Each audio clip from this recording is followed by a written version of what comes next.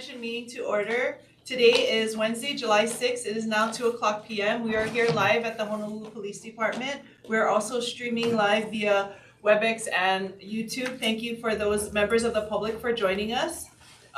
Also acknowledging who is in the room here today, myself, Vice Chair Gibson, Commissioners Okinaga, Silva, Parry, Botticelli, and Chin.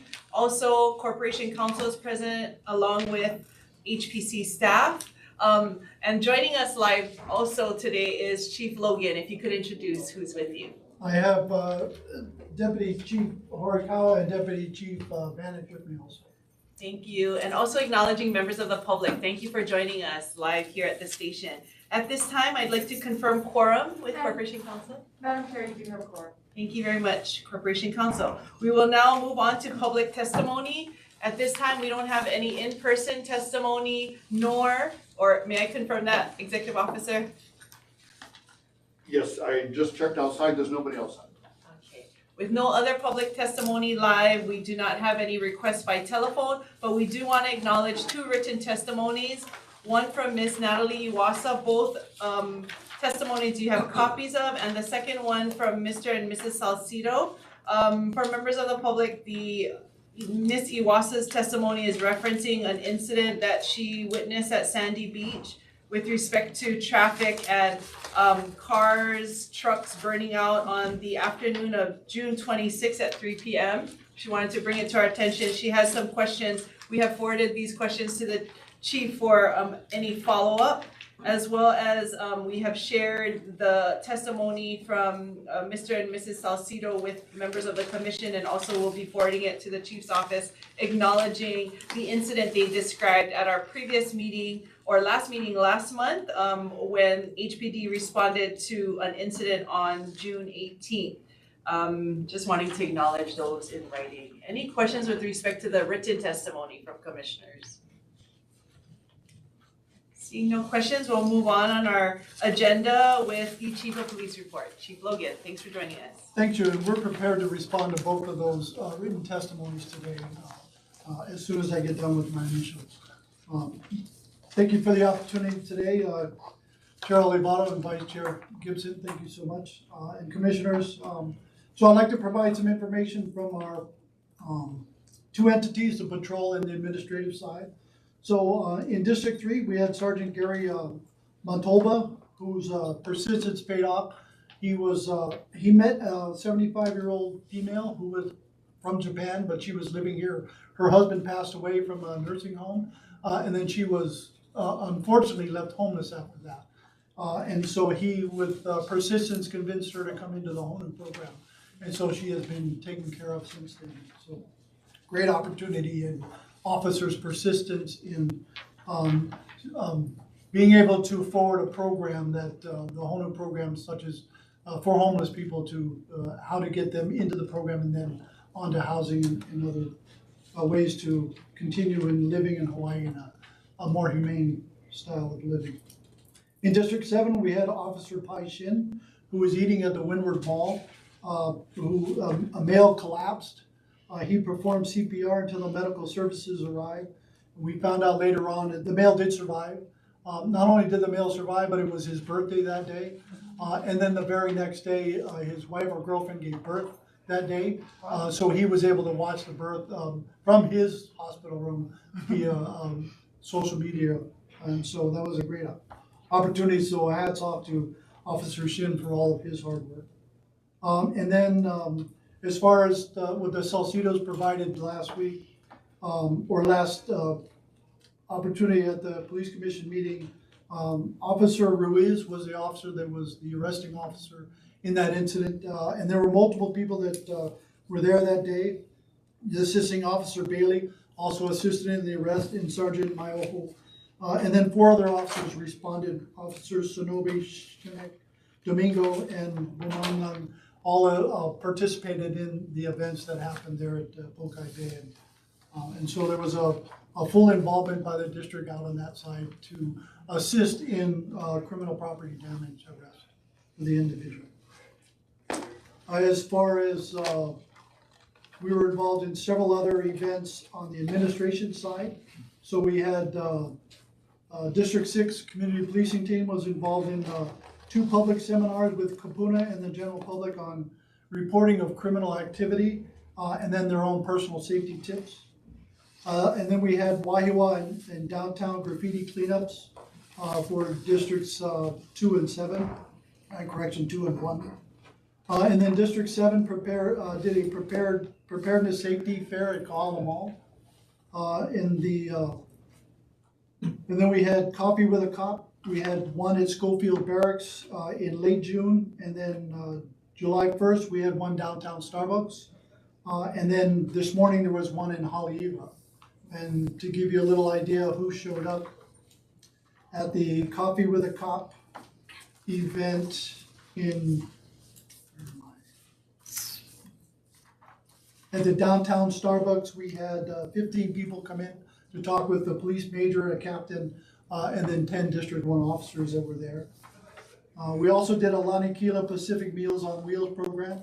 And that was very successful with 2 officers and 15 participants delivering meals in the Waikiki area. And then the Chinatown Paint Out, we had 60 people attending with 9 police personnel there. And then the Kapuna Keiki event at Kahala Mall, there were 16 Kapuna there and 12 Keiki that participated with the officers there. So a great turnout. In Coffee with a Cop, we had on Schofield Barracks, did 40 military personnel show up. And then 10 volunteers at the Wahiawa Community Cleanup for that graffiti cleanup. As far as the HONU program, this morning, Council Member Suniyoshi's office did a recognition for the officers that were involved in the HONU from last May to September in the Wahiawa Whitmore Village area. There were 130 people that were into the program of HONU. 64 were navigated to more permanent living arrangements. And then there were several others that declined and exited the program shortly thereafter. But those recognized this morning were Major Lambert, Lieutenant O'Neill, Officer Ebrau, Officer Mead, and Officer Hottendorf. So they all just a fantastic participation in HONU. We're aware of a group that's right now expressing their First Amendment rights in the vicinity of the Indo-PACOM headquarters. And so that will continue, and that's related to Red Hill. So we'll continue to monitor and address any issues. We don't see any concerns, and we make sure that they're safe expressing their First Amendment rights. Regarding the Supreme Court ruling on the Second Amendment and the Ninth Circuit Court returning the Supreme Court returning the Ninth Circuit Court's lawsuit. The 4 county police chiefs, we're still awaiting guidance from the Attorney General's office and our corporation counsel.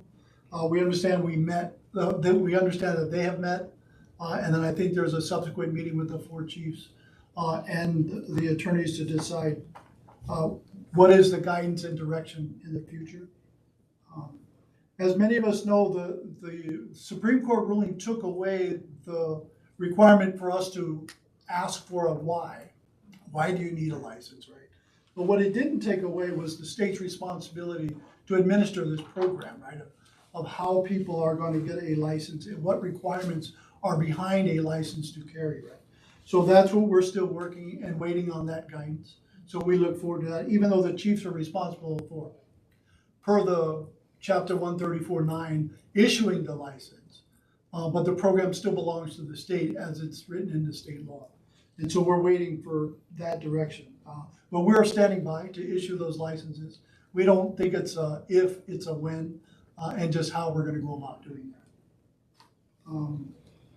We had a short meeting 2 days ago, and then tomorrow is going to be our strategic planning meeting to go forward on the 5-year plan that I owe the police commission, but more of a 20-year vision on the future of Honolulu Police Department within the city and county and how that matters. So we hope to, in the next 3 months, get you at least a draft with internal and external surveys and stakeholder discussions, along with some tentative goals and objectives that go along with the strategic lines of effort that we're working on.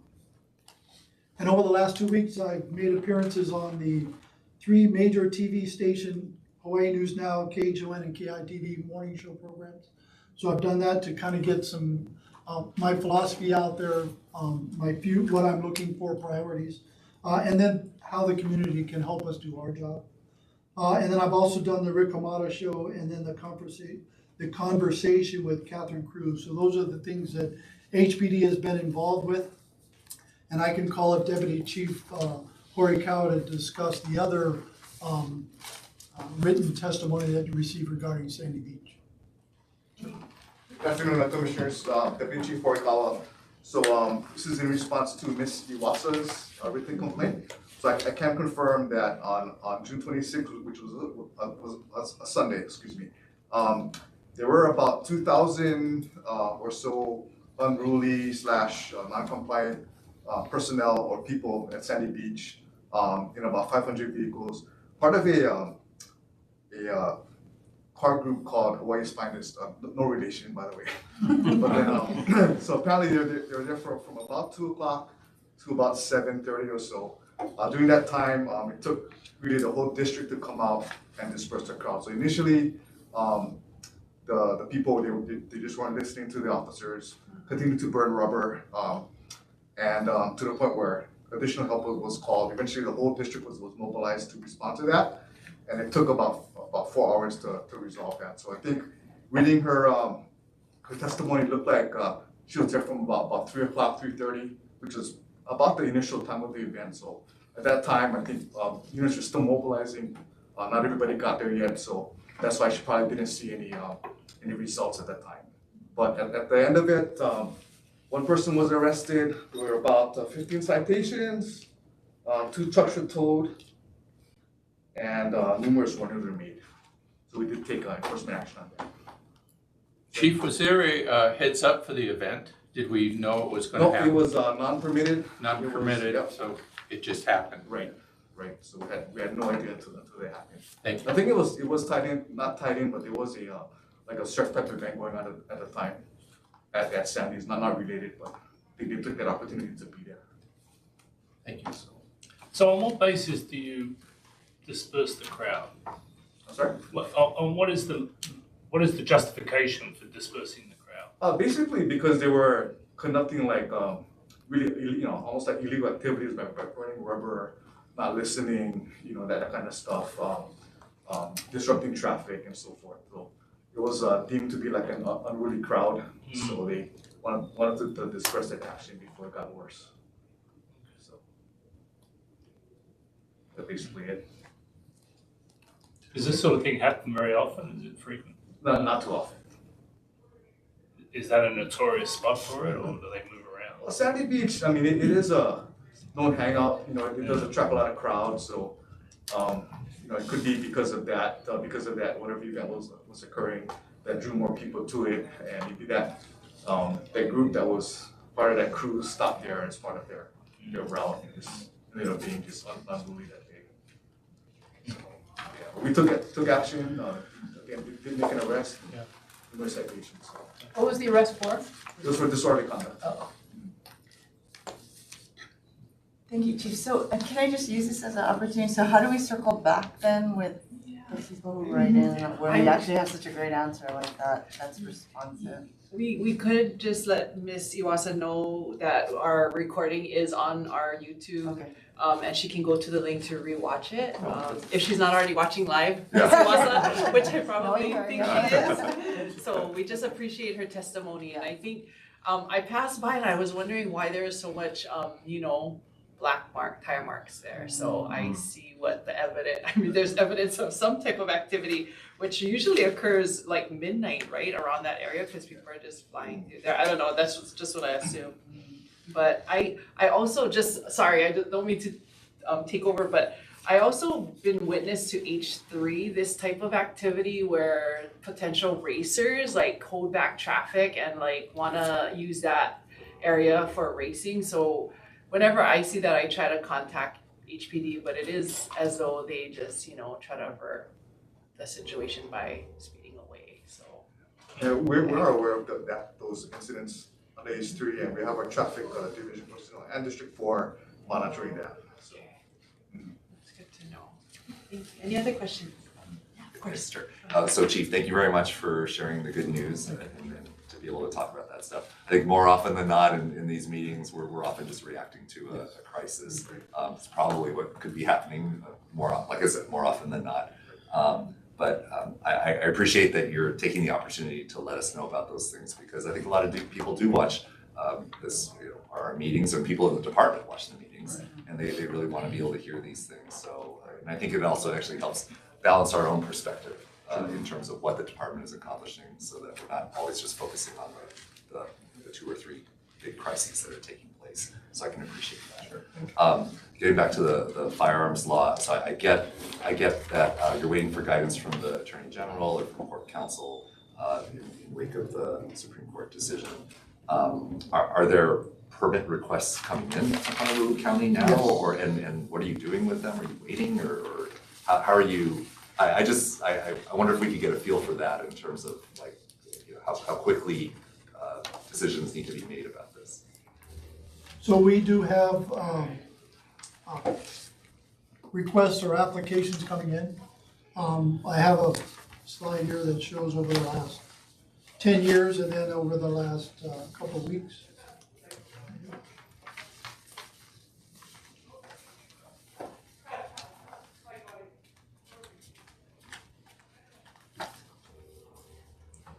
So we've had, every year it varies as many as 27 in one year to as little as 4 or 2 in other years. But in 2022, prior to the decision, there were 3 applications.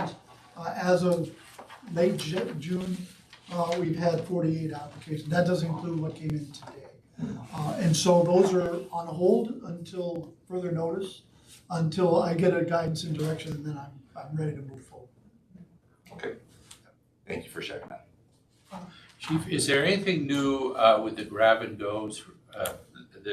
Rock and grabs or whatever you call it. Do you remember we had like 8 in a row? And So I haven't heard anything new. Yeah, we're still investigating leads, Commissioner, and then there's been, my understanding, no new smash or rock and smash burglaries at ongoing, so we're still awaiting. We're not awaiting, but we're still investigating the leads we have from the original ones. And so far from the districts, we don't have any new burglaries of that type. Thank you. Chief, you mentioned the Honolulu program. I take it from the fact you mentioned it positively a couple of times that you very much support the program. Absolutely, Is that correct? yes. And that it'll continue to get your support and funding going forward? Yes, we just had a meeting yesterday with the DCS on the way forward Yep. as the city takes over the program, and how HPD will continue to support this program, so absolutely. So you're transitioning it to the, what was the other thing that you Core. didn't like? Core. Well, CORE is, Core. Hope. the Department of Sorry. Community Services is taking over the DCS, program. I see. CORE is an element of emergency services. So sorry, can you explain that again? I didn't understand. So the Department of Community Services is taking over the HONU program. Okay, And so we will continue to support that program. I see. Because it's very successful in how we get those homeless individuals that are looking for assistance and looking for help, looking to better themselves. How do we help them help themselves? And so the program is very good for that. Okay, thank you. And just on that Second Amendment, I heard there was people lined up here on the day that the decision was made. Is Yes, that correct? there was a number, I think 7 or 8, I believe, that was outside. Yeah, they wanted to get their They application do. in straight away. Yes, they do. Thank you. Yes, Commissioner. I just wanted to follow up. Thanks for the timely update on that. That's just a great example of being responsive. And I'm sure the people that are making that request, they truly appreciate it. I think this Second Amendment thing is gonna be a big issue in relation to not only that itself, but everything related to firearms as we can see. So it would be good just for us to get any kind of briefing of what's going on, just so that we can better understand it too. Because when our neighbors or our friends or our family ask us questions related to that, what they see on the mainland and what laws are being proposed, and even in communities where the laws that they're proposing are already in place, how effective are they? So that's important for us to know. The other thing was as the chair was saying, I was on H3 just the other day, and I see it periodically, and it's almost impossible for HPD to respond to, is where we have motorcyclists that are holding back traffic, and then they have them racing and actually doing wheelies going down the freeway. And of course, we call because it creates a danger for those that are riding, but then also an inconvenience for those that are being held up. And even when I'm driving down H3, HPD has been very responsive. By the time I've gotten to the bottom of H3 from the top, from Kaneohe side, I have seen officers that are trying to do their best to mitigate that. So I really appreciate that. And I can remember, many decades ago, being a patrolman in the District 4 area, of how, before even H3 was built, they would do that on the Poly, they would do it on Likelike, or they would do it on Kalaniani Highway in various areas in Waimanalo. And so I've even seen it on the H1 in the middle of the afternoon and then late at night. And so it happens. How do we control it is another issue. But I think more so, just thinking off the top of my head, a conversation with the local bike organizations to say, well, why are we doing this? Yeah. And you're being disruptive to the people that, maybe support your motorcycle groups. And so, or maybe they're not motorcycle organizations, they're just individuals.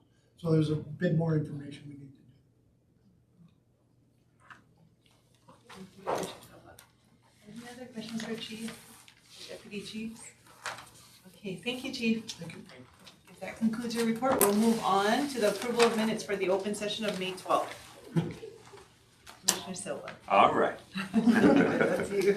So the minutes of the open session of May 12th were distributed to the commissioners. Are there any changes, additions, or deletions? Any discussion? Looking for a motion to approve? So moved. So moved. Second. Second. All in favor, say aye. Aye. It's approved. Thank you. Thank you so much, Commissioner Silva. Okay, moving on, Executive Officers Report.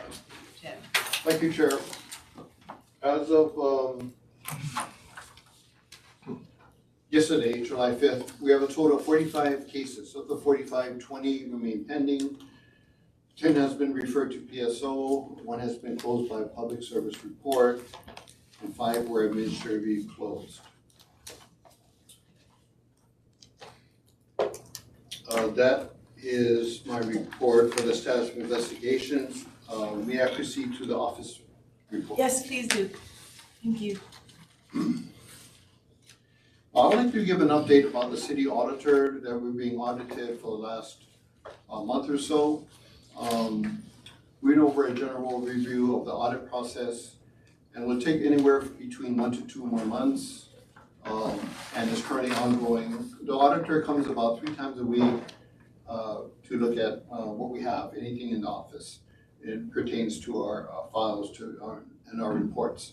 I will continue to give updates of the audit process as it occurs.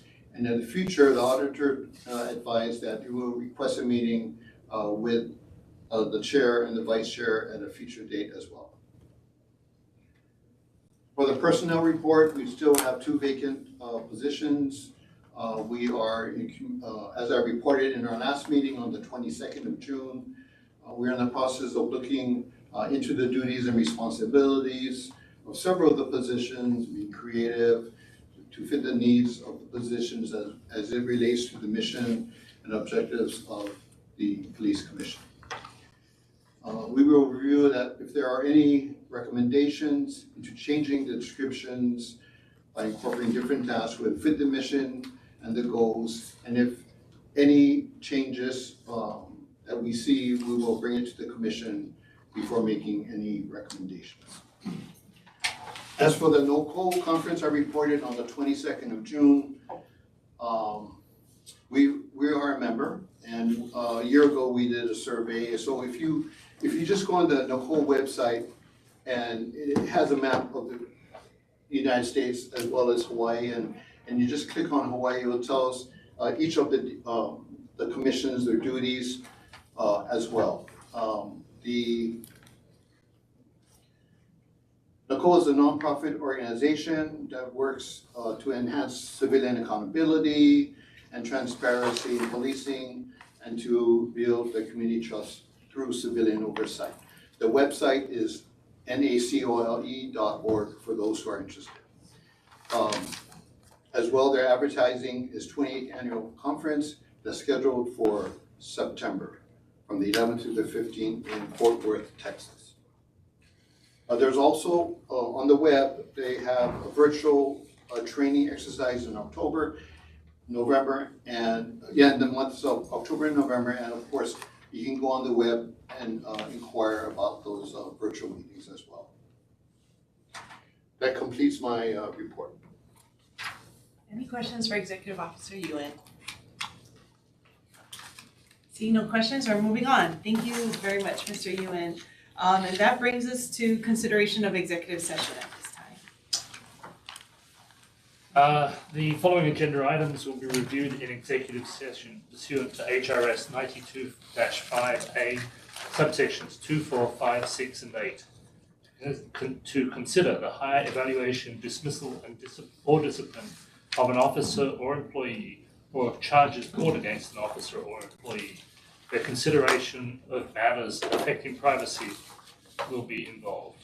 To consult with its attorneys on questions and issues pertaining to the board's powers, duties, privileges, and immunities and liabilities.